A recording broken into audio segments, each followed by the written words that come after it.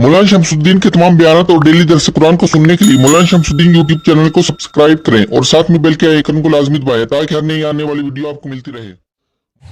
الحمدللہ رب العالمین والصلاة والسلام علی نبی کریم، اما بعد فاعوذ باللہ من الشیطان الرجیم، بسم اللہ الرحمن الرحیم۔ وَإِن كُنتُمْ فِي رَيْبٍ مِّمَّا نَزَّلْنَا عَلَىٰ عَبْدِنَا فَأْتُوا بِسُورَةٍ مِّن مِّثْلِهِ وَادْعُوا شُهَدَاءَكُم مِّن دُونِ اللَّهِ إِن كُنتُمْ صَادِقِينَ۔ اور اگر تم کو شک ہو اس کلام میں جو اتارا ہم نے اپنے بندے پر، تو لے آؤ ایک صورت اس جیسی،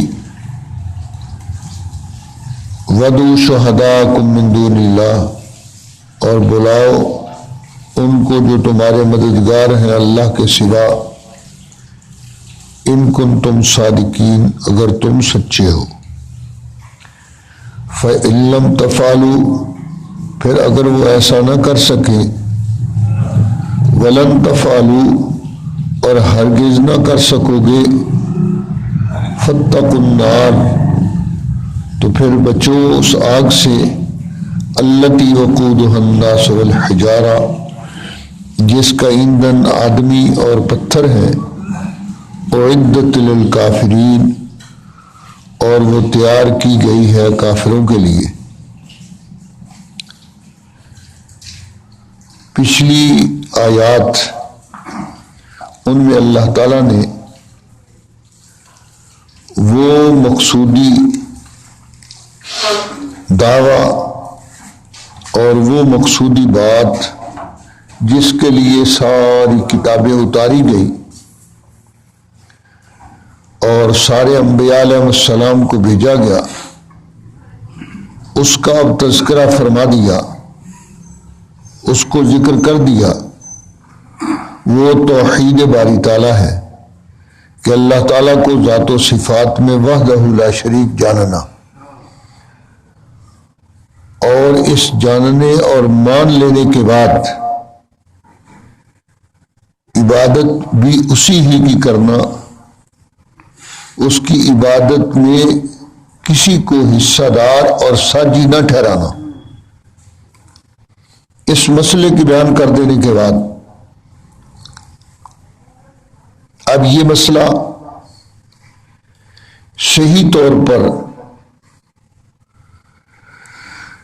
کنہوں نے پہنچایا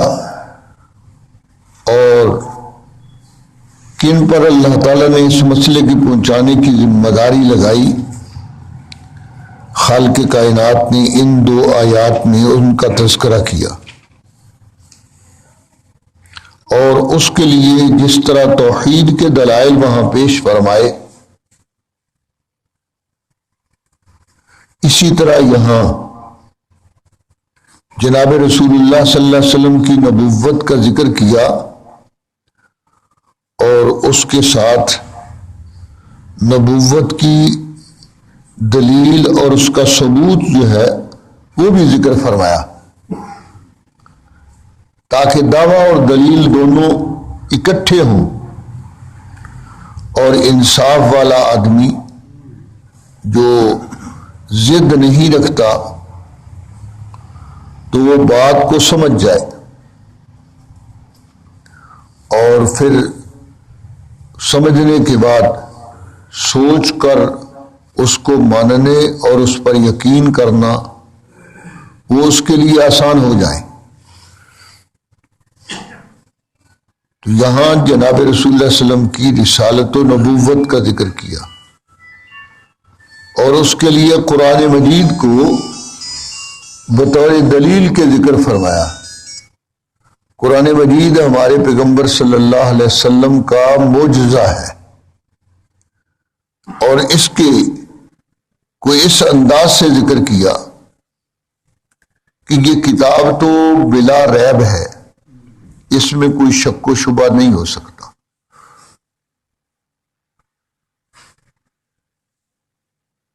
اور اللہ تعالیٰ نے اپنی آخری پیغمبر حضرت محمد مصطفیٰ احمد مجتبیٰ صلی اللہ علیہ وسلم پر اس کو وحی کے ذریعے سے جبریل امین کی وساطت سے اس کو آپ پر اتارا ہے۔ تو گویا اس کے اترنے کا ذریعہ وہ بھی محفوظ ہے، اتارنے والی ذات جو ہے وہ بھی اللہ تعالیٰ کی ہے، لانے والا بھی جبریل امین ہے، اور لاتے وقت بھی اس میں پوری حفاظت کا سخت ترین انتظام کیا گیا ہے۔ پھر اس کتاب کے اندر کسی قسم کی شیاطین جن و انس کی دخل اندازی کا کوئی وہ سلسلہ ہو ہی نہیں سکتا، اس انداز سے اس کو اتارا گیا۔ اس لیے اس کتاب کے اللہ کی طرف سے ہونے میں کوئی شک و شبہ نہیں، اور اگر کسی کو شبہ ہو اور وہ اس سیدھی بات صحیح بات جو ہے اس کو ماننے پر آمادہ نہ ہو، تو پھر اس کے لیے یہ ہے کہ اگر اس کے اندر سچائی ہے تو اس کا مقابلہ کر لیں۔ دوسرا طریقہ یہی ہوتا ہے کہ اگر وہ سچائی کو دلیل سے ماننے کے لیے تیار نہیں تو پھر مقابلے میں آئے، اور مقابلے میں آ کر وہ اس جیسی کلام بنا لائے۔ یہ قرآن مجید نے ان لوگوں کو چیلنج کیا جو لوگ اس زمانہ میں اپنی زبان آوری پر جن کو فخر اور ناز تھا،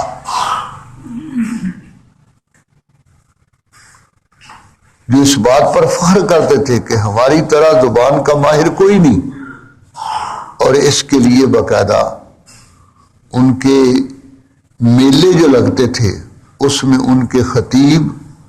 اور ان کے شاعر جو ہیں اپنی اپنی قوم جو ہے اس کی وہ مدح اور تعریف کرتے،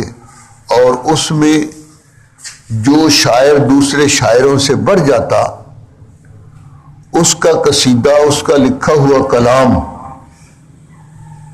وہ لکھ کر کتابت کر کے بیت اللہ شریف کے اندر بطور نمونہ کے لٹکا دیا جاتا۔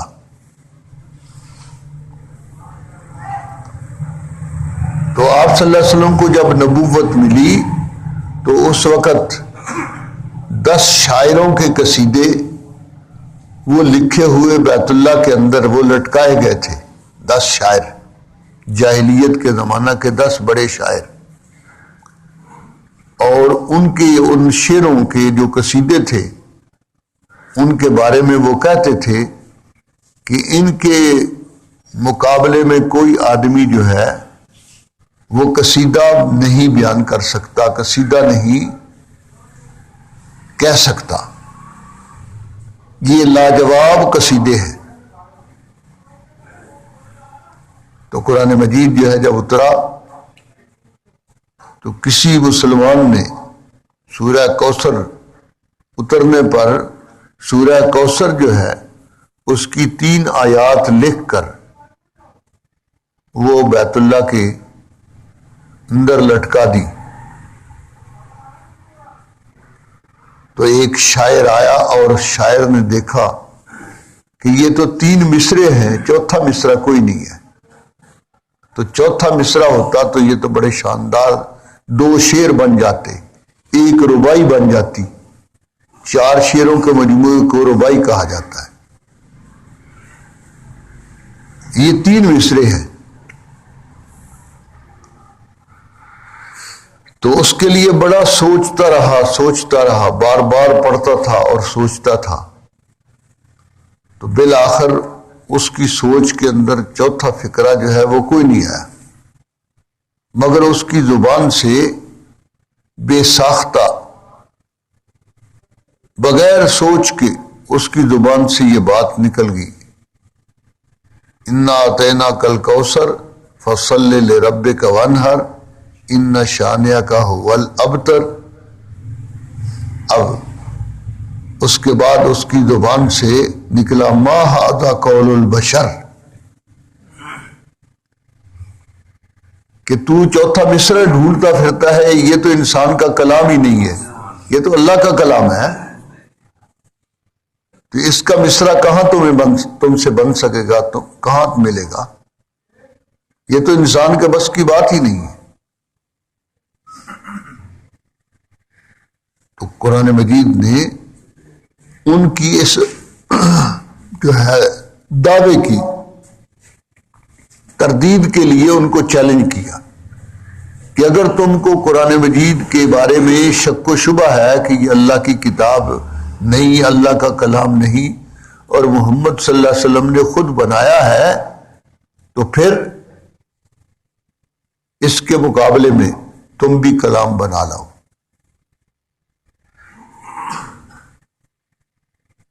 اب وہ مقابلے میں نہیں آئے، بلکہ اس کے بالمقابل راتوں کو بڑے بڑے کافر جو ہیں، ابو جہل، ابو سفیان، عتبہ، شیبہ، ولید، عاص بن وائل، یہ راتوں کو اندھیرے کے اندر آتے اور آپ صلی اللہ علیہ وسلم بیت اللہ کے پاس قرآن مجید جو ہے نماز کے اندر پڑھ رہے ہوتے تھے تو وہ چھپ کر سنتے، کہتے اس کلام میں بڑی لذت ہے، اس کلام میں بڑی لذت ہے جو آج تک کسی کلام کے اندر نہیں دیکھی۔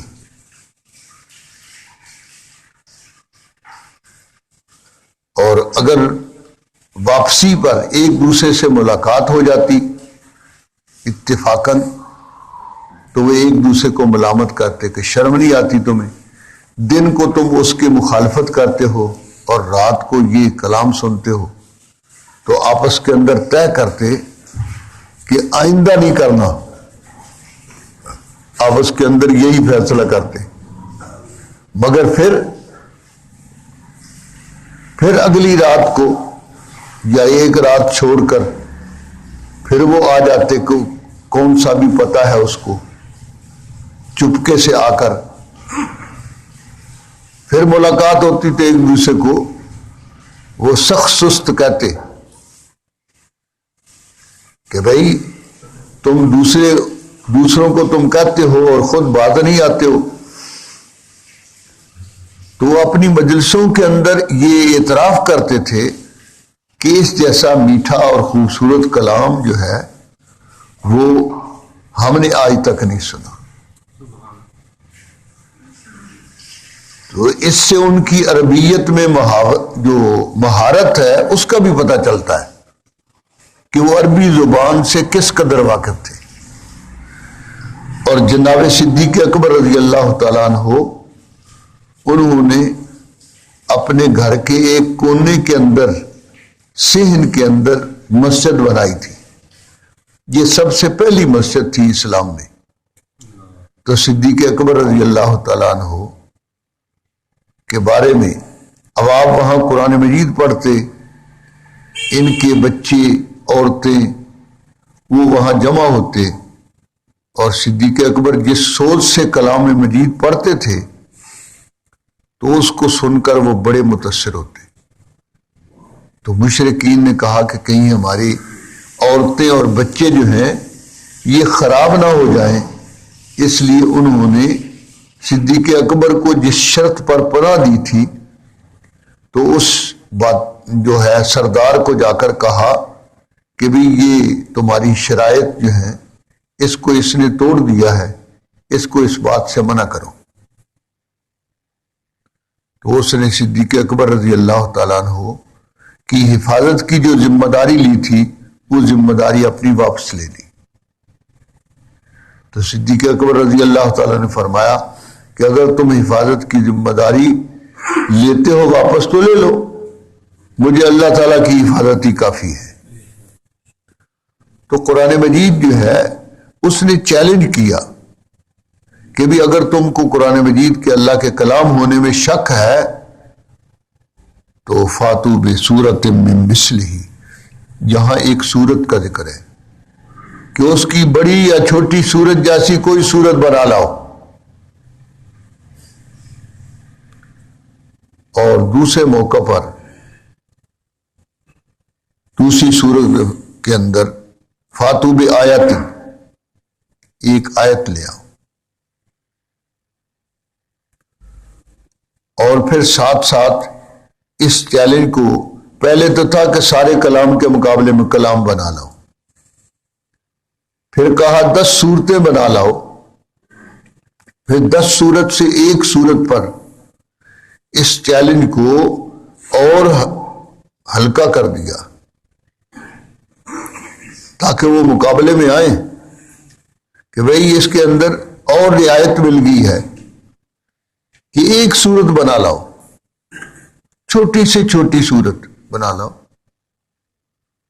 مگر وہ اس میدان میں نہیں آئے، گویا انہوں نے اپنی شکست کو تسلیم کر لیا، اور اگر ضد جو ہے اس کو چھوڑ دیتے، اگر ضد کو چھوڑ دیتے تو وہ یقیناً قرآن مجید جو ہے اس کو مان لیتے اور آپ صلی اللہ علیہ وسلم کی نبوت کا اقرار کر لیتے، مگر ضد ایک ایسی چیز ہے کہ یہ آدمی کو کئی سچی باتیں اور صحیح باتیں جو ہیں اس کے ماننے سے یہ رکاوٹ بن جاتی ہے، ضد بازی۔ تو یہاں آپ صلی اللہ علیہ وسلم کی نبوت بھی اس سے ثابت کر دی،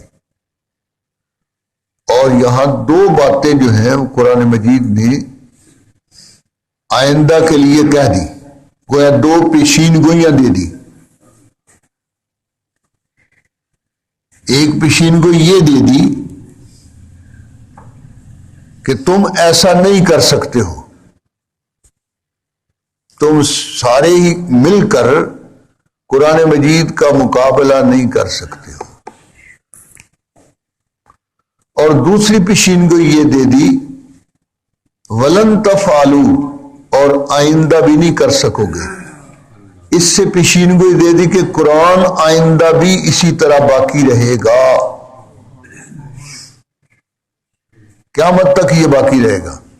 اور یہ چیلنج بھی اس کے اندر اسی طرح رہے گا۔ نہ اب مقابلہ کر سکتے ہو، نہ آئندہ کسی زمانے کے اندر ساری دنیا جمع ہو کر، جن و انس جمع ہو کر، پڑھے اور ان پڑھ اور سارے طاقت والے حکومت کے لوگ اور عام لوگ سارے مل کر بھی اس قرآن کا مقابلہ نہیں کر سکتے۔ تو فرمایا جس وقت تم اس کے مقابلے سے عاجز ہو تو قرآن کی سچائی جو ہے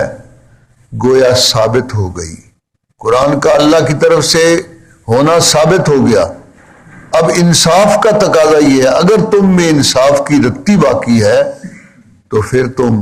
اس قرآن مجید کی بات کو مان لو، اور قرآن مجید کی بات کو ماننا کیا ہے کہ جس ہستی کی زبان سے اس کو نکلوایا گیا ان کو اپنا پیغمبر تسلیم کر لو۔ تو یہ جناب رسول اللہ علیہ وسلم کی نبوت کی دلیل بھی ہو گئی، اور قرآن مجید جو ہے اس کا معجزہ ہونا جو ہے وہ بھی ظاہر کر دیا، اور اس سے آپ کی نبوت جو ہے اس کا سچا ہونا بھی ثابت کر دیا۔ تو گویا توحید کے بعد رسالت کا ذکر کر کے بتلا دیا کہ جس طرح توحید کو ماننا ضروری ہے اور اس کے بغیر آدمی آخرت میں نجات نہیں پا سکتا، اسی طرح جناب رسول اللہ علیہ وسلم کی نبوت کو ماننے کے بغیر بھی آخرت میں نجات نہیں ہو سکتی۔ یہ دین کے 2 وہ ستون ہیں، توحید و رسالت، کہ جن کے بغیر آخرت کی نجات ممکن نہیں ہے۔ اگر تم آخرت کے اندر کامیابی چاہتے ہو تو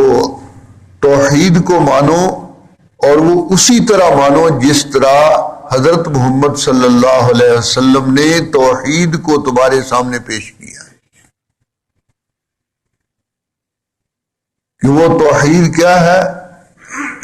کہ اللہ کے ساتھ اس کی ذات و صفات کے اندر کوئی بھی ساجی اور شریک نہیں، اور عبادت کا وہی مستحق ہے اور کوئی نہیں، اور حضرت محمد صلی اللہ علیہ وسلم ان کو ماننے کا مطلب کیا ہے کہ ان کو اللہ کا سچا پیغمبر یقین کر کے ان کی لائی ہوئی جتنی بھی باتیں ہوں ان سب کو پر یقین کرے کہ وہ سب سچی ہے، اور آپ اللہ کے آخری پیغمبر ہیں، آپ کے بعد کوئی نیا پیغمبر نہیں آ سکتا، نہ آئے گا۔ اللہ جل شانہ راہ حق پر قائم رکھے اور اس پر ثابت قدمی نصیب فرمائے۔ اقول قولی ھذا استغفر اللہ لی ولکم ولسائر المسلمین۔